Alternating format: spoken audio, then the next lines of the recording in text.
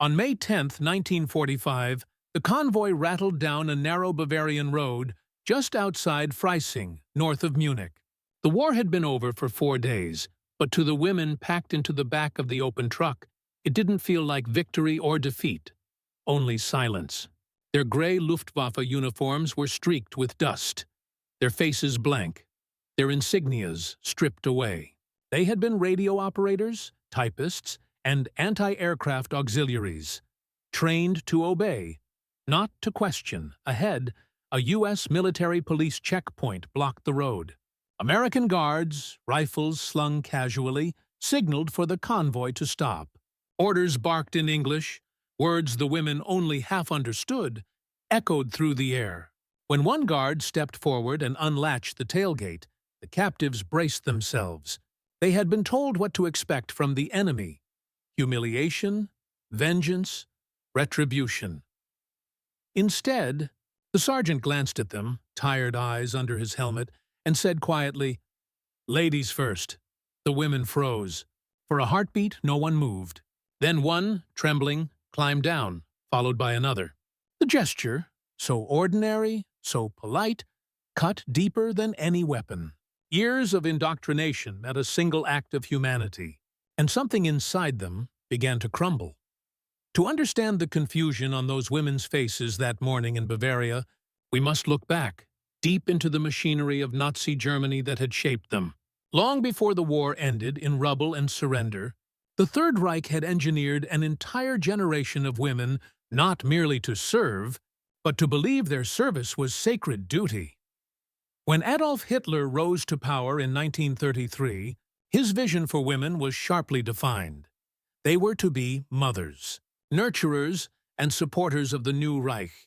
Yet, as the war consumed Europe, ideology bent under the weight of necessity. By 1940, hundreds of thousands of women were being drawn into military and industrial service. They became Helferinnen, female auxiliaries serving in the Luftwaffe, the Kriegsmarine, and even the SS. Their tasks varied: decoding enemy transmissions, plotting artillery coordinates, operating switchboards, managing logistics, and, in some cases, manning anti-aircraft guns during Allied raids. Propaganda portrayed them as the silent backbone of the war effort, uniformed, disciplined, and loyal to the Führer. They were told they were defending civilization itself. In training camps scattered across Germany, young women were drilled not only in efficiency, but in ideology. Instructors repeated phrases like, "Obedience is strength," and "the Führer knows best." Each uniform thread carried the weight of that faith. For many, the uniform brought pride. They were no longer bound to domestic walls. They had entered a realm once reserved for men. But it came at a price. To serve the Reich, they were taught to shed empathy. Compassion was weakness. The enemy, they were told, was subhuman, especially the Americans and the British, who would allegedly show no mercy if Germany fell. By 1944, as Allied bombers darkened the skies daily, female auxiliaries became indispensable. Entire communication networks were staffed by women. In Berlin's bunkers, women operated switchboards linking collapsing fronts. At flak towers, others loaded ammunition and scanned the skies for silver glints of B-17s. Every message, every sighting, every shell fired was part of a vast, coordinated defense that was already doomed. The Reich was dying, but indoctrination kept them at their posts.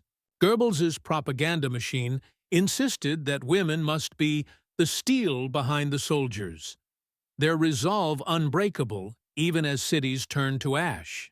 Many believed it. Even in the face of hopelessness, they remained at duty stations, certain that the Allies would destroy them if captured.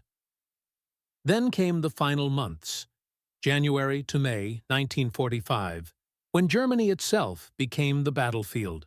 The front lines collapsed inward like a closing fist. Refugees, wounded soldiers, and remnants of shattered units flooded the countryside.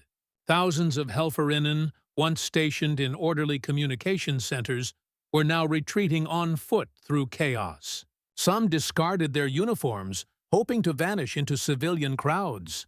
Others were caught still wearing insignia that, by May, marked them as prisoners of a dead regime. When American forces swept into southern Germany, they encountered something unprecedented: columns of captured female soldiers. The U.S. Army, trained for combat against men, had little preparation for this. The Geneva Convention mentioned female POWs, but few expected to actually see them. Many American officers, pragmatic and weary, saw them simply as personnel to be processed. But for the German women, the sight of American troops, healthy, confident, and disciplined, was shattering. They had been told the Allies were brutes. Yet, instead of violence, they found order, rationed food, and procedures. The confusion wasn't merely cultural, it was moral. Everything they had believed about the enemy was unraveling in real time. At first, silence ruled their interactions. Few American guards spoke German. Few women dared to speak English. But small gestures, offering water, distributing cigarettes, allowing a moment's rest, began to pierce the wall of fear. What they didn't know yet was that this humane treatment was deliberate policy. The U.S. Army had learned through bitter experience that discipline and respect prevented chaos. But for these women, molded by years of ideology that glorified cruelty, the words "ladies first" would strike with the force of revelation.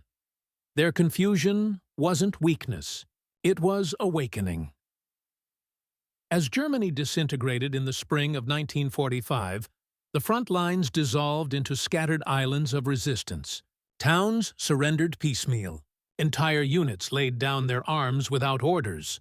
For the female auxiliaries, typists, radio operators, nurses, and flak gunners, the collapse came with a paralyzing uncertainty. They had lived for years inside a system that had told them exactly what to do, what to think, what to believe. Now, for the first time, there were no orders, only the sound of Allied engines drawing closer.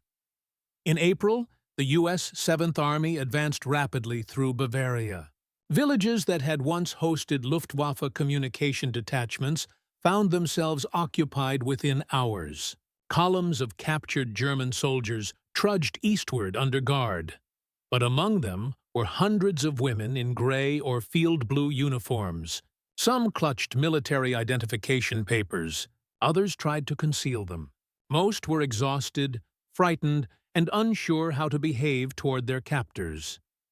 The U.S. military had encountered female prisoners before, mainly Soviet and Polish laborers liberated from camps, but German women in uniform presented an entirely new dilemma. Were they soldiers?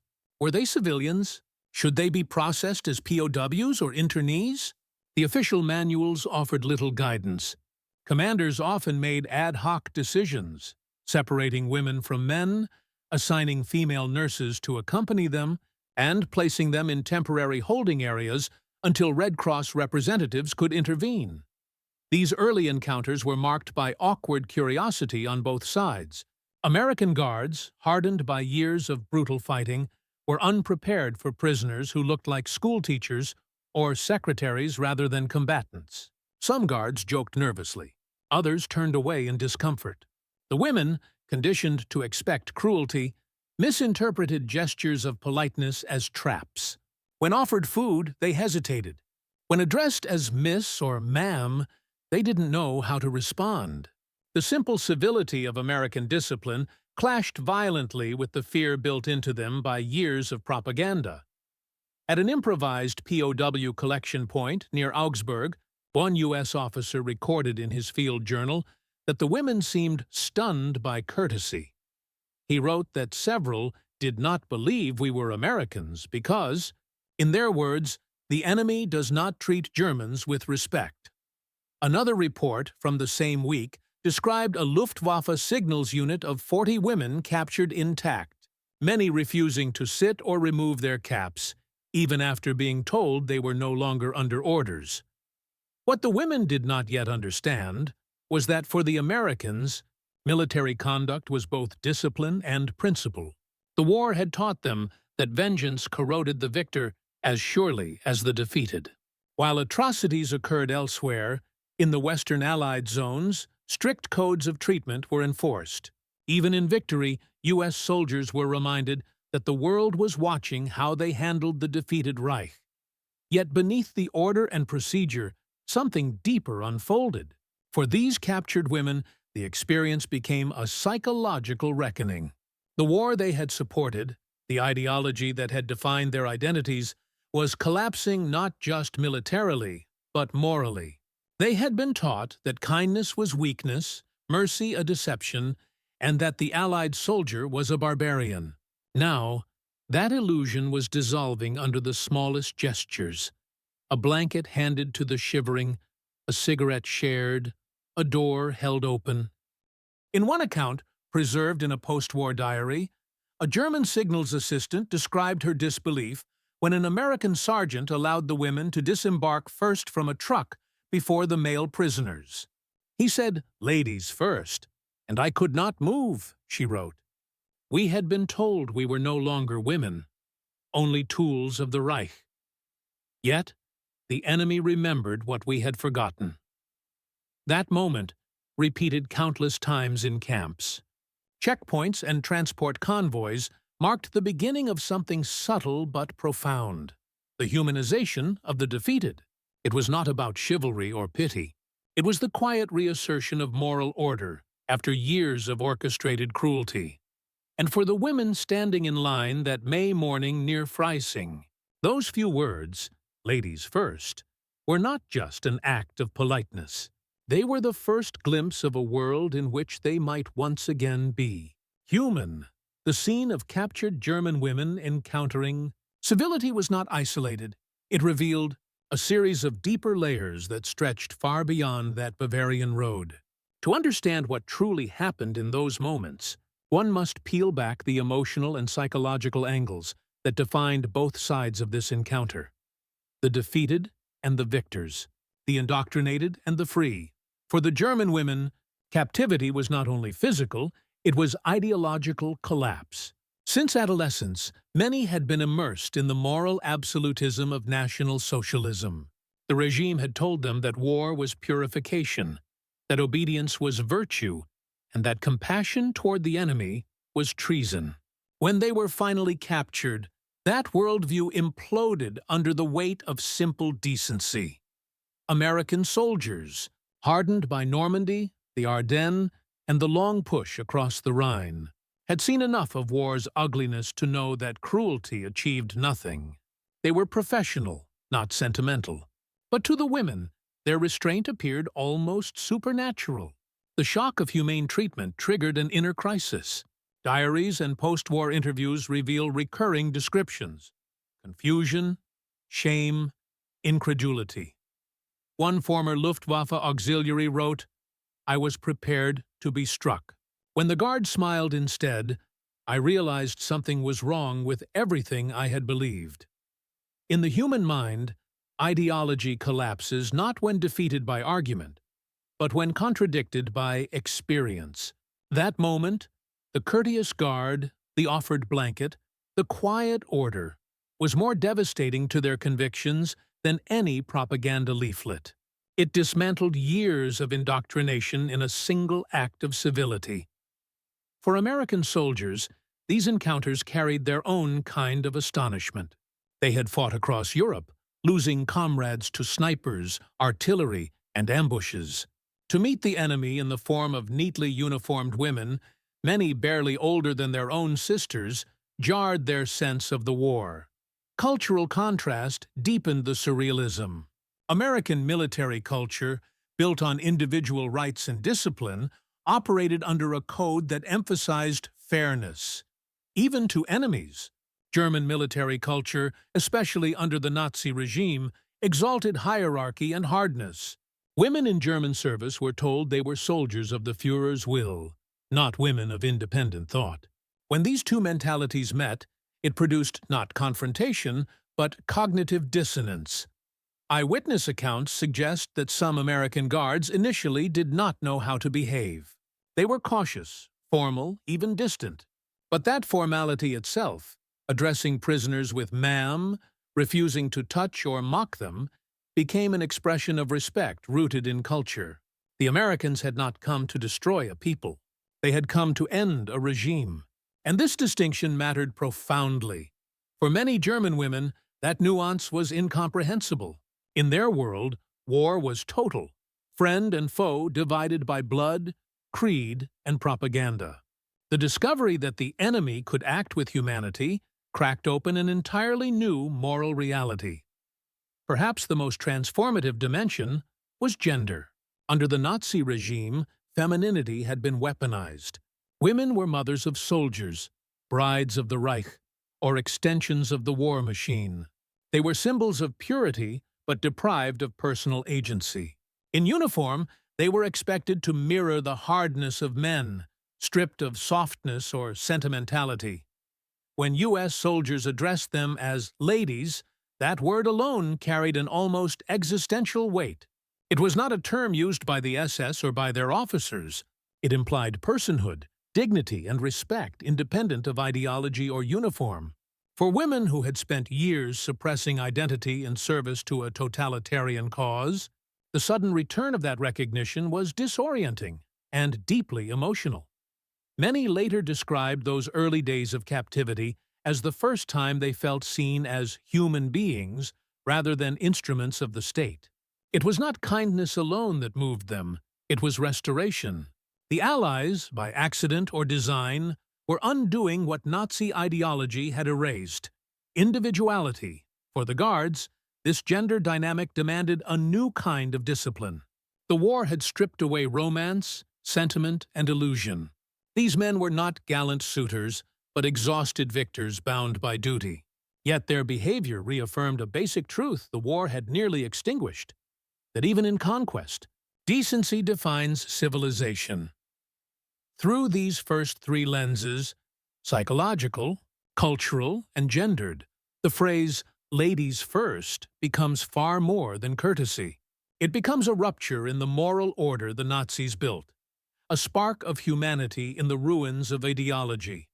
And yet, beyond these human layers, other forces were at play: political, moral, and personal. The way these women were treated would ripple far beyond the camps, shaping how both nations remembered what it meant to be human after the war ended.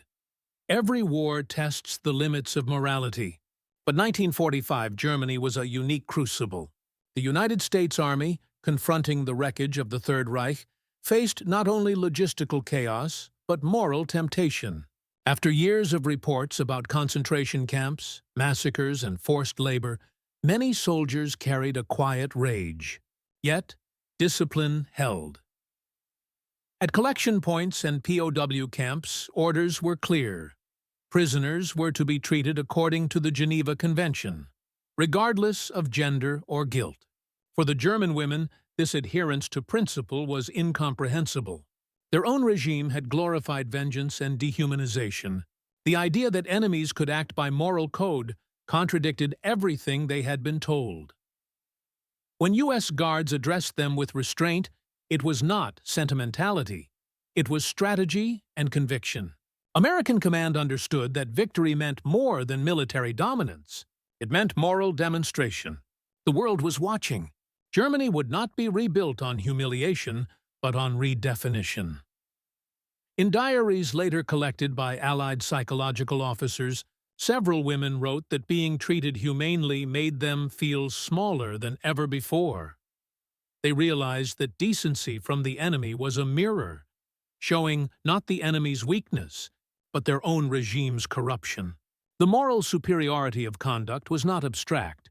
It was lived in every guarded interaction, every moment where revenge could have occurred, but didn't one historian later describe this period as the moral occupation, where American behavior reintroduced defeated Germans to the concept of ethical restraint? For those women, that moral consistency carried a strange power. It humbled them, confused them, and, in quiet moments, began to heal them. Beyond the fences and checkpoints, the political implications of this humane treatment were significant. The United States had learned from history that how victors treated the defeated shaped the peace that followed. The brutality of the First World War's aftermath had fueled resentment, and, ultimately, Hitler's rise. This time, the Allies intended a different outcome. The respectful handling of female POWs, though not universal or perfect, reflected a deliberate effort to project justice rather than vengeance. Newsreels and photographs distributed by Allied press officers often emphasized American order, decency, and restraint in occupied Germany. Women POWs, when shown, were depicted not as monsters but as misled citizens of a fallen regime. The message was clear. The war was against Nazism, not womanhood, not Germany itself. Inside Germany, that image began to spread through rumor and testimony. Returning prisoners told of fair treatment, sufficient rations, and procedures that contrasted sharply with Nazi horror stories about Allied brutality. This early perception became one of the cornerstones of reorientation and re-education in post-war Germany. By demonstrating moral stability, the Allies quietly undermined the lingering appeal of fascist myths. For American policymakers, every act of discipline served a greater political goal: to transform Germany not through fear, but through credibility. In a destroyed continent, moral authority was the new weapon of influence. The phrase "ladies first," in its small human context, embodied that entire strategy. It was civilization asserting itself against the ashes of barbarism. Yet behind all political calculation and moral symbolism were individual lives. Thousands of German women experienced captivity differently. Some remained silent and withdrawn, their minds locked inside loyalty to a vanished world. Others began to question everything they had believed. For a few, the encounter with humane treatment became the beginning of self-reclamation. In post-war testimonies, several former Luftwaffe auxiliaries described feeling an almost painful recognition that they had lived under lies. "I had served the Reich with pride," one wrote in 1946, "but I was treated as a woman again only when the Reich was gone." Others responded with defiance, interpreting American civility as condescension. Their pride would not yield easily. For them, defeat was humiliation masked by politeness. They could not yet separate respect from superiority. The psychological transition from servant of the Reich to ordinary human being was not instant. It was a slow erosion of certainty. For the Guards, these women were part of a landscape of rubble, yet they also served as reminders of home, faces that resembled their own sisters or wives. This resemblance carried its own unease. Many soldiers avoided eye contact, aware that any emotion beyond professionalism could blur the line between captor and captive. Still, quiet connections formed. A guard offering a cigarette, a prisoner thanking him in hesitant English. A moment of mutual understanding that neither side quite knew how to express. These small, almost invisible interactions did not change the war's outcome, but they did shape the peace that followed. They were the fragile beginnings of reconciliation, enacted long before any treaties were signed. And so, beneath the uniforms, beyond politics and ideology, something simple but profound occurred. Human beings recognized one another again. But this fragile understanding would soon meet its ultimate test. In the chaos of the POW camps, where survival instincts, exhaustion, and bureaucracy would push these uneasy relationships to their limits, there, in the holding compounds of southern Germany, the real turning point awaited. By mid-May 1945, the war in Europe was over, but peace had not yet arrived. Across southern Germany, the U.S. Army was converting abandoned Wehrmacht depots, schoolhouses, and open fields into makeshift prisoner-of-war collection camps. Rows of barbed wire enclosed the defeated. German generals, clerks, teenage recruits, and now, for the first time, women in uniform shared the same air of uncertainty. Near the town of Regensburg, an old Luftwaffe supply facility had been transformed into one such camp. Trucks arrived in steady intervals, filled with surrendered troops. On one gray morning, a convoy pulled in carrying a mixed group. 30 men and 15 women, mostly Luftwaffe communications personnel captured near Freising, mud-smeared, hungry, and silent. They climbed down from the trucks as American MPs organized them into lines. The guards were young, many no older than 22, their uniforms neat but dusted from weeks on the road. They had liberated Dachau only days earlier, a sight that had left deep scars. Yet now, discipline governed every motion. They had been instructed to maintain procedure, to remember that these were prisoners of war, not objects of vengeance. The women, still in their field-gray skirts and caps, stood rigidly at attention, eyes fixed forward. Old reflexes held posture, silence, order. But beneath their calm, fear pulsed. They expected hostility. The Reich had filled their minds with images of Allied barbarity, tales of captured nurses executed, of women defiled by the enemy. Now, every sound, every gesture, carried unbearable tension. A corporal with a clipboard called for processing. Names, units, serial numbers. The women hesitated. One, a blonde signals operator named Lotte, clutched her papers so tightly her knuckles whitened. An American MP gestured for her to step forward. When she didn't move, he sighed and walked to the back of the truck. With careful precision, he lowered the tailgate and looked at the women waiting inside. "You can come down now," he said. Then, almost instinctively, perhaps out of habit from home, perhaps as simple courtesy, he added, "Ladies first." For a moment, the camp froze. Translators nearby paused mid-sentence. The German men in the opposite line turned their heads. The phrase carried across the air like a foreign signal. Soft, polite, out of place in a world built on command and brutality. One of the women blinked, unsure if she had heard correctly. Another stepped forward, uncertain whether it was a trick. Slowly, Lotte descended, her boots scraping against the wooden step. No one struck her.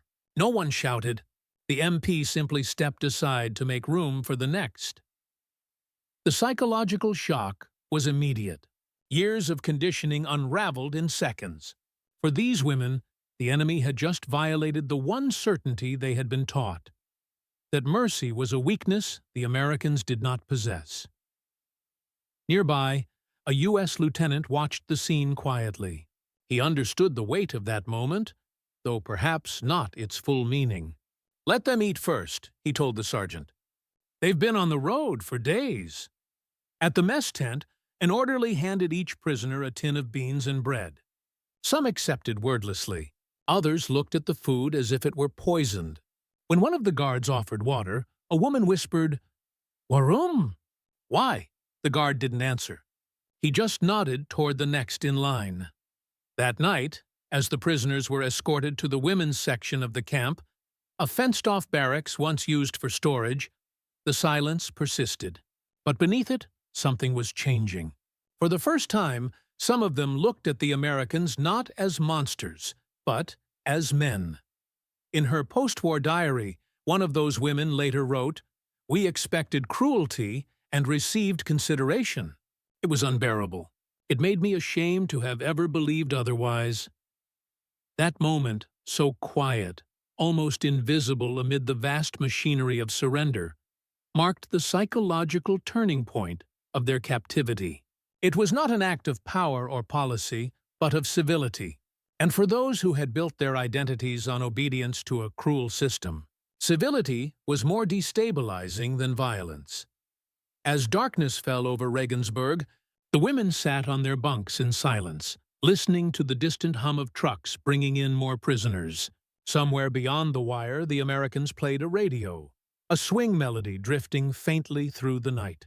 The war that had defined them was gone, and something unfamiliar had taken its place: dignity, unearned, yet freely given. By morning, a new kind of reckoning would begin. Not with weapons or orders, but with realization. Dawn broke pale over Regensburg, its light creeping across the camp's barbed wire and the weary faces behind it. The night had been sleepless for many of the prisoners, especially the women confined in the converted barracks. Their minds, still wired to expect punishment, replayed the previous day's strange civility like a dream they could not interpret. The Americans began their morning routines at 0600 hours. Mess lines formed, guards rotated posts, clerks filed interrogation reports. The women watched through the window slats as order replaced chaos, as if the victors were building a new world from the ashes of the old. For women raised in the rhythm of commands barked in fury. This calm precision felt alien. Later that morning, the first round of interrogations began.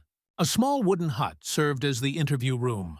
Inside, an intelligence officer from the 103rd Infantry Division, Lieutenant Harold Benson, sat across from a Luftwaffe radio operator named Erika Hahn, age 24. His demeanor was methodical, detached.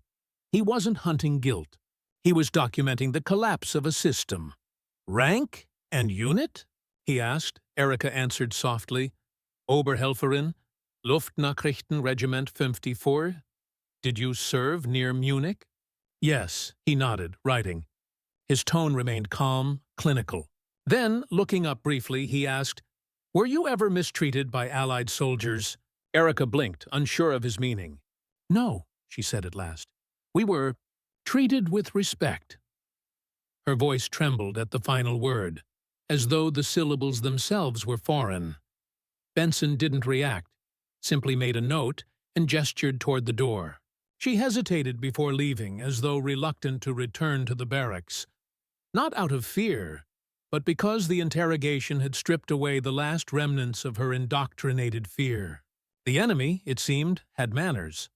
Outside, she joined a small group of fellow auxiliaries seated on crates. One of them whispered, "They ask questions, but they do not shout." Another replied, "They call us Miss. I had forgotten that word." They sat in silence after that, realizing the extent of what they had forgotten. Meanwhile, within the camp, U.S. officers were documenting a phenomenon few had expected: compliance. Unlike male POWs who sometimes defied orders or tried to escape, the captured women followed instructions without resistance, not from submission, but from shock. It was as though their will had been suspended between guilt and relief. An American sergeant named Robert Fields, who served at Regensburg, later recalled the odd tension of those days. They looked broken, but not from hunger or exhaustion. It was something deeper. You could see it in their eyes. They weren't afraid of us anymore. They were afraid of themselves, of what they had believed. For many of the women, captivity became a moral reckoning. They compared the Allied camps, where discipline was firm but humane, to what they had seen in the East, where German soldiers had treated Soviet captives with unimaginable cruelty. The contrast haunted them. Some admitted their shame openly in post-war testimonies, that the enemy they had demonized had behaved with the very decency their own army had forsaken. Even among American personnel, these reflections spread quietly. Guards and clerks, hardened by years of war, found themselves speaking in hushed tones about the German women who thanked them for food or apologized when receiving medical care. The line between enemy and human blurred, not erased, but softened. One afternoon, an MP walking past the women's barracks overheard singing, soft, tentative, almost hesitant. A few voices humming an old German folk tune about peace and homecoming. It was the first sound of music heard inside the camp since its establishment. The guards stopped and listened. There was no triumph in that melody, only the quiet relief of survival. What began as disbelief had evolved into comprehension. The phrase, "ladies first," once a moment of confusion, had become a symbol among the prisoners. They repeated it to one another quietly, almost in reverence. For some, it represented irony. For others, redemption.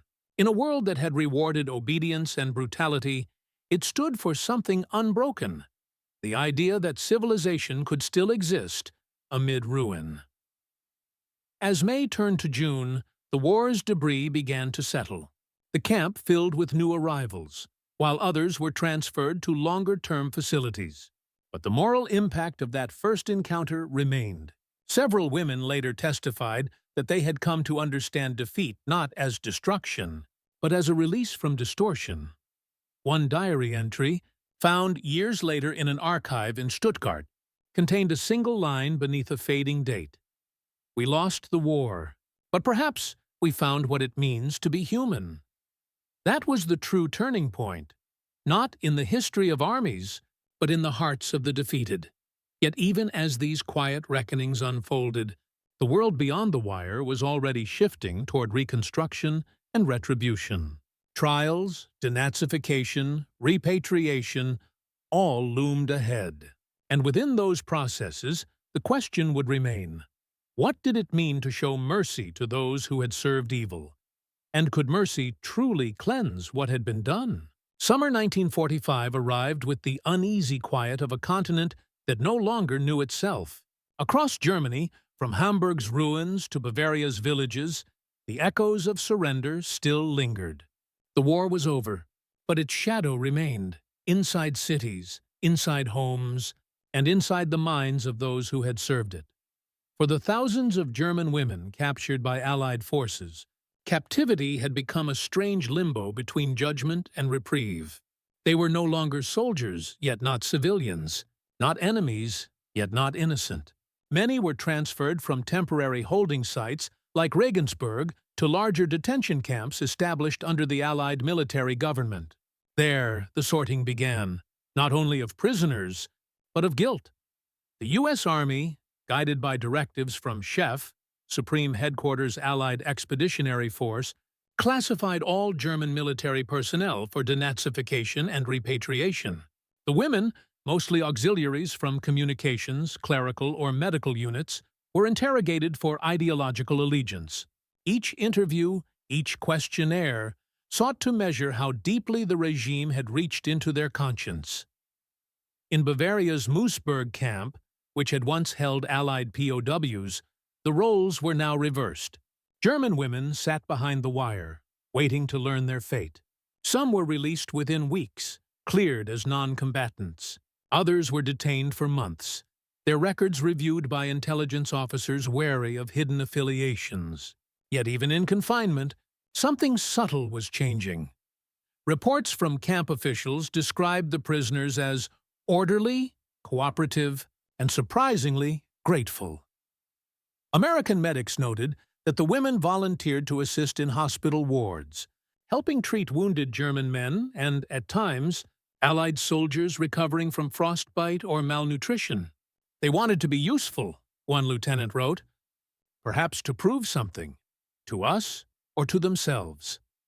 Outside the camps, a different Germany was emerging. Allied control divided the country into zones. The ruins of Nuremberg prepared to host the trials that would define guilt on a global scale. Newspapers published images of generals in handcuffs, of concentration camps liberated and documented. For many former auxiliaries, these revelations struck harder than any interrogation. They had served a system they believed was patriotic, not monstrous. Now the photographs of emaciated prisoners, of mass graves, shattered that illusion forever. Letters home from the camps reflected that shock. One woman wrote to her sister in Stuttgart, "They call us Fräulein again. They say ladies first. I cannot stop thinking of those who were never given a place in line at all." Her words captured the moral inversion of the moment. Kindness from the victors was no longer a gesture of civility. It was a mirror held up to a nation's conscience.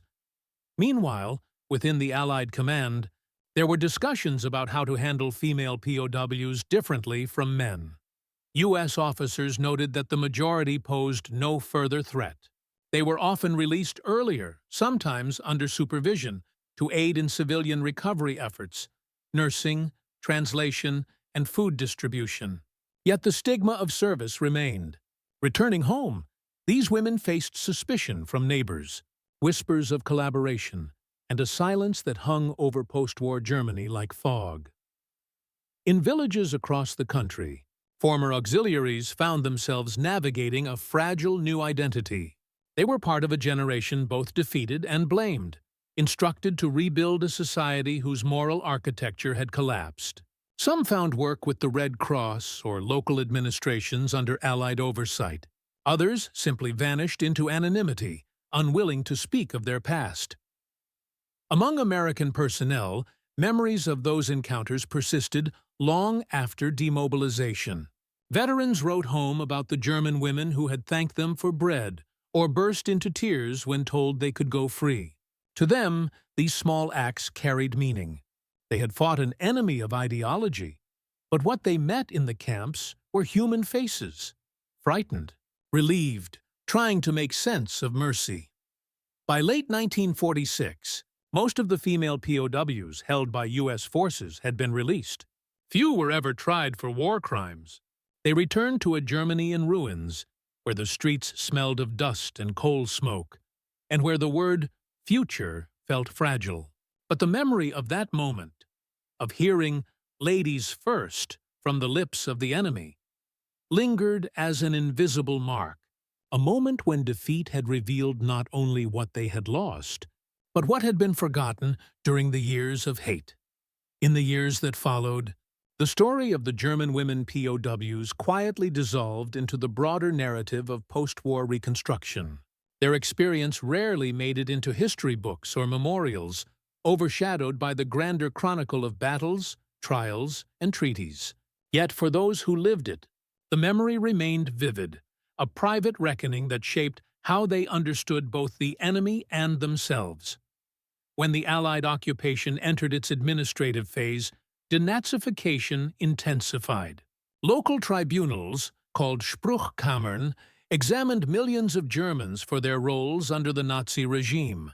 Former female auxiliaries were often summoned to testify about their duties, decoding signals, filing reports, managing communications.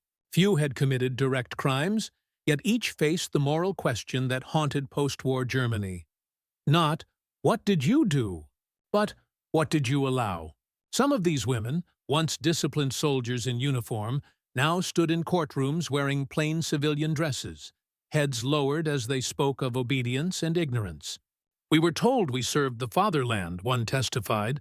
"We did not understand what that meant until we saw the camps." The judges listened, often with exhaustion more than anger. By 1947, fatigue had replaced fury. Justice was being measured not only in guilt, but in the nation's ability to rebuild. Meanwhile, across the Atlantic, American newspapers carried brief, sanitized reports of Germany's female prisoners. The tone was almost anthropological, curious, distant. "Captured Nazi women in U.S. custody. Show gratitude for fair treatment," one headline read. Beneath it, a small photo showed a group of women peeling potatoes, smiling faintly at the camera. To the public, they were symbols of a defeated ideology. To the soldiers who guarded them, they were reminders of how fragile the idea of enemy could be once uniforms were stripped away. A few years later, some of these women began to speak openly about their captivity, not to glorify it, but to understand it. In 1953, a former Luftwaffe auxiliary named Lieselotte Berger published a short memoir in a Bavarian newspaper. She described the moment the American guard held open the mess hall door and said, "Ladies first." "It was a small thing," she wrote, "but it destroyed something inside me, the certainty that we were the righteous ones. I realized then that power is not the same as dignity. We had lost both." Her words resonated in a country still struggling to reconcile its past. By the early 1950s, as West Germany rose under the Marshall Plan, silence became the easier path. The women who had once worn the eagle insignia now worked as teachers, nurses, secretaries. Many married and never spoke of their service again. The memory of their captivity, of confusion, fear, and the quiet mercy they had received was buried beneath decades of economic recovery and collective amnesia. But not everyone forgot. Allied veterans who had served as guards in the European theater often recalled those months with quiet introspection. Some described them as the first time they had seen their enemy as fully human. In oral histories recorded decades later, phrases repeated again and again. They were polite. They cried. They were just people. The war had taught them about destruction. Captivity had taught them about restraint. In 1985, when historians began revisiting the social dimensions of World War II, archives revealed a trove of Allied reports detailing the handling of German female prisoners. The tone of these documents was bureaucratic, yet between the lines lay something deeply human, an unspoken acknowledgement that, even in victory, the Allies had chosen dignity over vengeance. One report from the U.S. Army's Military Government section concluded, treatment of female POWs adhered strictly to the Geneva Convention. Conduct of prisoners was exemplary. Many expressed astonishment at the fairness shown. Several remarked that it was the first time in years they had been addressed with respect. Those words, recorded in typewritten ink, captured a moment when humanity had quietly reasserted itself amid the wreckage of ideology. By the turn of the century, most of the women who had once stood bewildered at the words "ladies first" were gone. Their names remained in ledgers, their faces in faded photographs, their voices in fragments of diaries. Yet their story endures as a reminder that the measure of civilization is not found in conquest, but in conduct. For in the ruins of 1945, when hatred could have easily endured, a simple gesture, a door held open, a word of respect, became an act of defiance against everything that war had tried to erase. History often remembers the victors and the vanquished, the battles and the treaties, but seldom the moments of quiet humanity that flickered amid the wreckage. The story of the German women POWs and the simple phrase "ladies first" belongs to that silence, where moral meaning often hides. For the Americans, those words were nothing more than a habit of courtesy, a reflex born of upbringing rather than strategy. But for the women who heard them, raised in a world that taught them to see enemies as subhuman, the gesture shattered something far greater than defeat. It dismantled the idea that power was virtue, that obedience was honor, that cruelty was strength. Their confusion, that stunned hesitation at the camp gates, became a mirror of a nation awakening from delirium.